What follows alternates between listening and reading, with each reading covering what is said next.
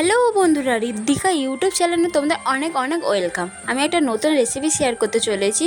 ছোটো থেকে বড়রা সবাই খেতে ভালোবাসবে। করলা সবাই খেতে ভালোবাসে না, কিন্তু করলা খেতে খুব ভালোবাসে। করলাটাকে সিদ্ধ করে প্রথমে বীজগুলোকে বের করে নিলাম, পেঁয়াজটাকে কুচি কুচি করে নিলাম, তারপরে আদা রসুন ধনে সর্ষে জিরে সব একসঙ্গে দিয়ে পেস্ট করে নিলাম।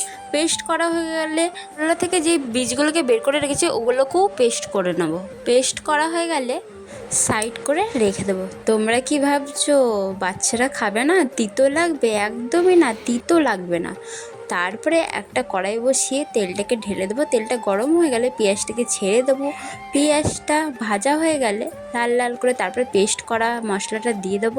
তারপর ভালো করে নাড়িয়ে চাড়িয়ে লঙ্কা গুঁড়ো হলুদ গুঁড়ো দিয়ে দেবো। তারপরে স্বাদ মতো নুন দিয়ে দেবো।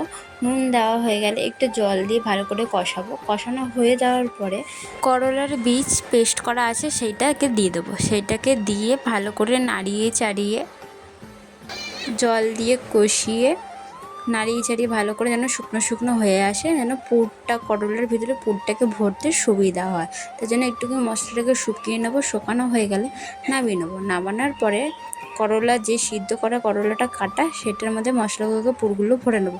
ভরা হয়ে গেলে তারপরে একটা কড়া নেবো। কড়ার মধ্যে তেল দেবো। তেলটার পরে একটু হলুদ গুঁড়ো দিয়ে দেবো। তারপরে সেই পুরু ভরাটাকে একটা একটা করে ছেড়ে দেবো।